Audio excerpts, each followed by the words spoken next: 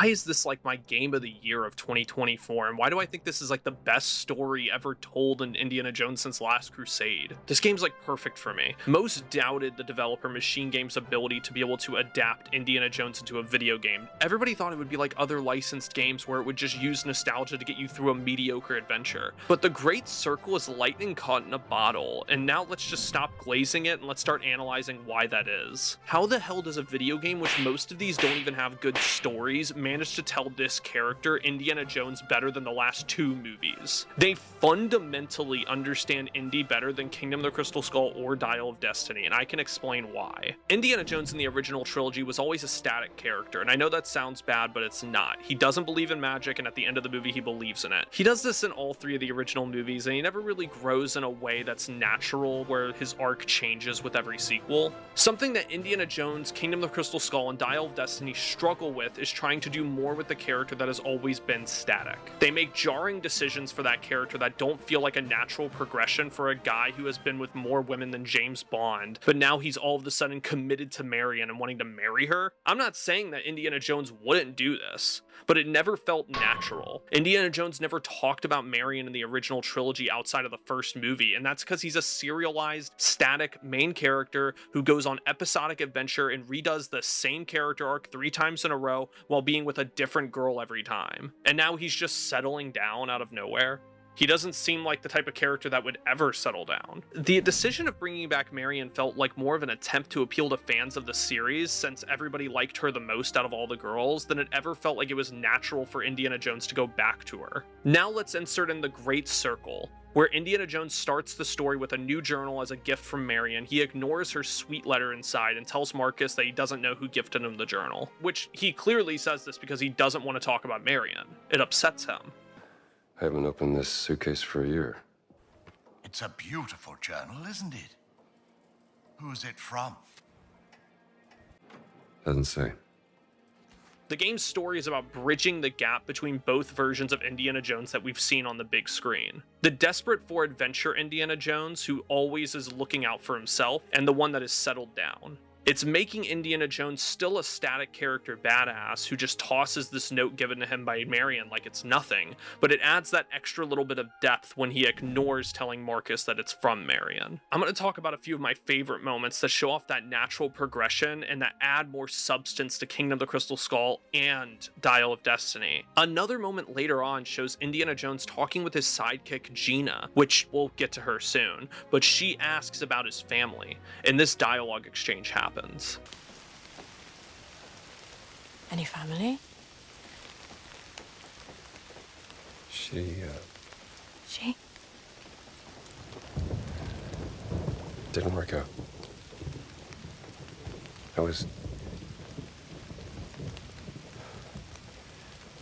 She said I was too busy chasing the past.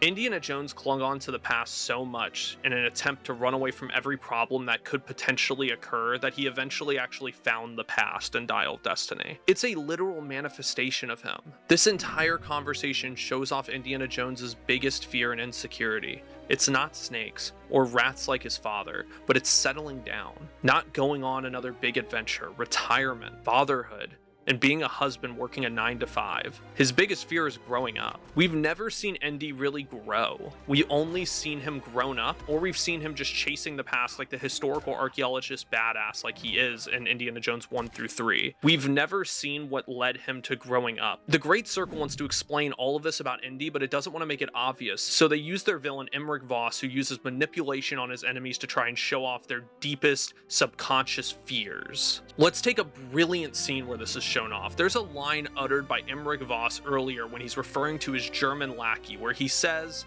this. Wissen Sie, Bergmann, willensschwache Männer sind am einfachsten zu manipulieren. At first, I kind of thought that this line came out of nowhere. It was a little bit like hokey. It was kind of just weird to hear him say. But then a later scene happens where they are holding Emmerich Voss at gunpoint, and he starts prying at Indiana Jones's past. He says these lines to him. You left a heart broken, didn't you, Dr. Jones? For what? Were you afraid of becoming a husband? A father? Oh, you were afraid of becoming your father. This is an obsession, Dad. Play all the mind games you want, Voss. I'm not the one at gunpoint.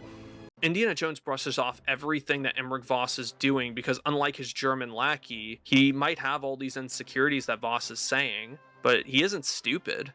Indiana Jones is in every way the opposite of that lackey. He's capable, he's smart, and he might have those insecurities that Voss is talking about, but he isn't acting out because of them. When Voss notices Indiana Jones isn't budging due to his manipulation tactics, he quickly changes targets and tries to attack Gina by commenting on her sister, who's been in danger for the whole game. And Gina falls for it. They're both distracted, and the German lackey gets up behind them and tries to fight them both while they're not paying attention. So how does everything I'm saying fit in with Dial of Destiny and Kingdom of the Crystal Skull, and how does it make them better films? These are all moments that allow his character to be married to Marianne in Kingdom of the Crystal Skull. These bridge the gap, and it also allows for his character to make more sense why he would chase the past again one last time when Marianne isn't around anymore in Dial of Destiny. Marianne is his insecurity. Marianne is him settling down. She's his greatest adventure. Indiana Jones is complex in one way throughout this series. He's either running from his problems or confronting them,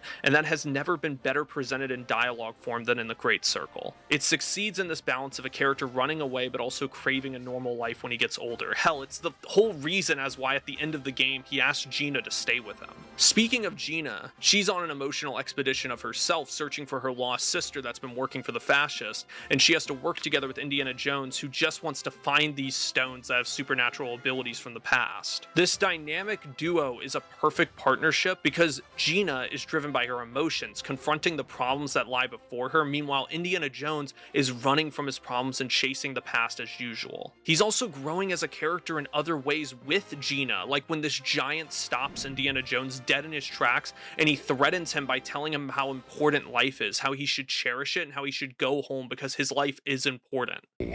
Last chance to leave. Life is precious, even yours. Sawarika? Is that a threat? A kindness.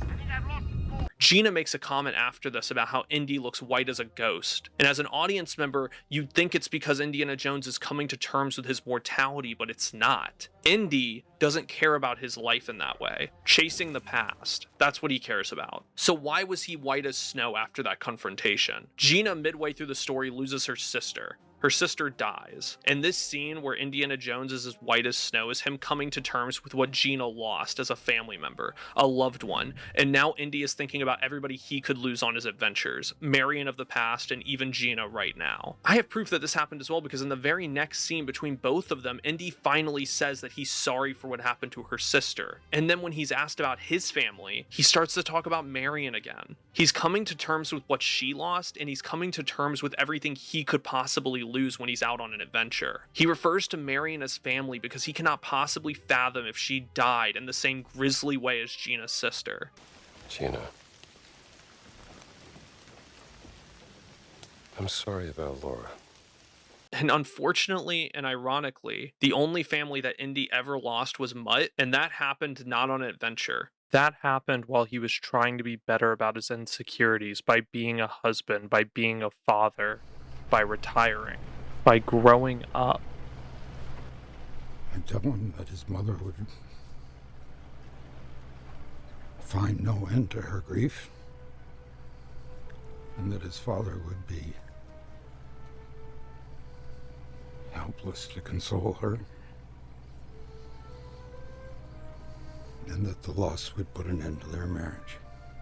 Indiana Jones and the Great Circle might have a ton of exposition, and that's actually my biggest complaint about the story. You don't often care about where you are, and almost every area just gets this massive exposition dump, but the writer Tommy Tortzen Bjork, I think is how you say his name, wrote one of the best depictions of Indiana Jones that I have ever seen, and his relationship, specifically with Gina in this, is damn near perfect. This isn't just an expansion on Indy lore, this is a justified experience that I plan on including every time I rewatch the entire series. Genuinely makes the whole series better, and it lifts up the last two movies by even just the slightest amount. It is a needed Indiana Jones story. Something really interesting here going into the combat was that making a Metro Exodus Exodus or Dishonored-esque Indiana Jones game is something that I never thought would work. I pictured Indiana Jones needing this extremely linear and story-driven experience, but The Great Circle proves that its world is one of the best parts about the entire game, and it makes for the perfect Indiana Jones game. All the different side quests, all the different collectibles, and I recently talked about in my reviewing classic indie games video that there are 3 things that make an indie game work, and that is the exploration,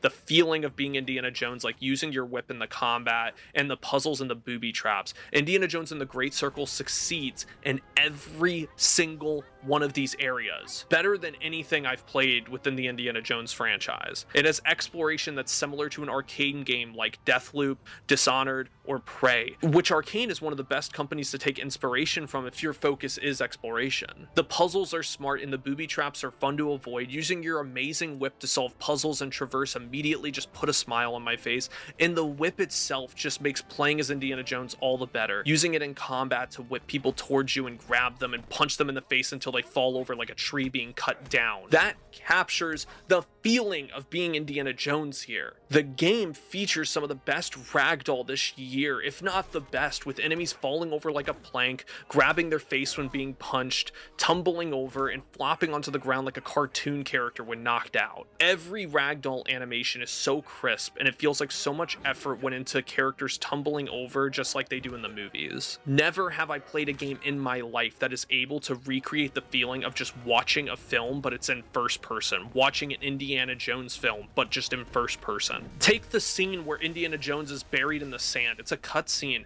and he's left to die alone in the desert. They could have just moved on to the next mission, but instead scorpions start showing up on your screen, and they let the player use the trigger on the controller to use Indy's mouth to blow on the scorpions to make them go away. Essentially, you're just playing whack-a-mole for 30 seconds. But it's crazy moments like this that show Machine Games didn't just want you to see Indiana Jones do quirky Saturday morning cartoon moments that he does in the movies. They wanted you to play through all that. This goes to even the combat, which is a perfected version of the accidental fighting that Indiana Jones is known for. He's a character that always gets lucky, like in Raiders of the Lost Ark when the guy's choking him out on the bar and Marion hands him a whiskey bottle to smash the guy's head in with. The Great Circle will have you breaking a bottle over somebody's head, getting punched, spinning around, and you see a frying pan on the ground. So today's your lucky day because now you're going to be able to use that frying pan to win a fight. It takes that improvised fighting of Indiana Jones, the accidental victories, and the lucky occasions by inserting it all into combat. It's not even a shooter. It's nothing like Wolfenstein at all. It's nothing like Uncharted, which is mostly just a third-person cover shooter.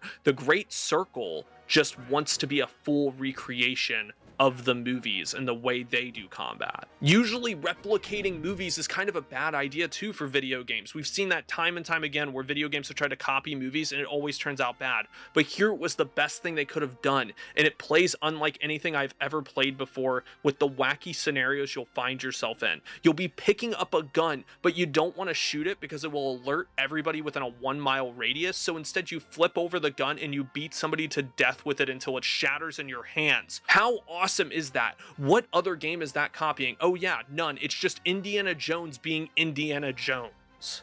Honestly, my only issue in this department is that on occasion the AI can have the Ubisoft AI problem where they can see you but they can't get to you, so they're just standing by throwing rocks at you or something. Or you could walk through a door that doesn't allow them inside that building and they're just all staring at you.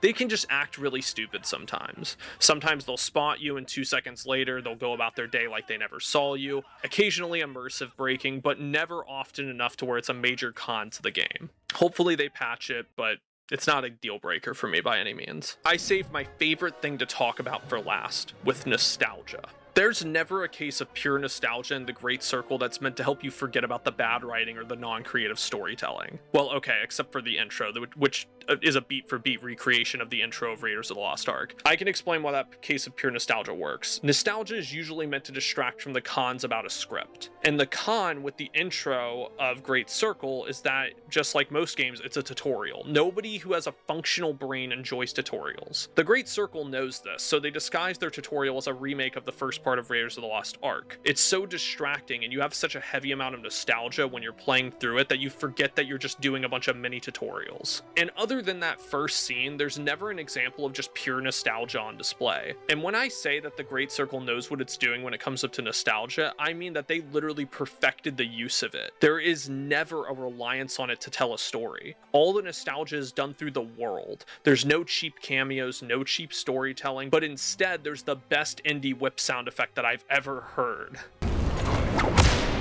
So why does this whip sound effect get a pass but cheap cameos don't? When I'm playing the Great Circle, it's using nostalgia to get me ready for a great story. It's not getting me through the story. All these side activities like taking pictures, saving a child from prison, they aren't things that you'd normally see in an Indiana Jones film, but they still feel like Indiana Jones due to the world's envy of the Indiana Jones movies, like with its sound effects, with its old punches, with the way the ragdoll works, the improvised fighting, the single gunshot that kills people, and even musical cues that give me goosebumps. It's all nostalgic, but they're nostalgic in the same way as a Star Wars lightsaber sound effect being nostalgic. It's not lazy, but it's the iconography and the sound effects of that universe that remind you that you're always Indiana Jones no matter what you're doing. That nostalgia is being used perfectly. It's not just some cheap cameos from randoms throughout the series to distract from a mediocre script.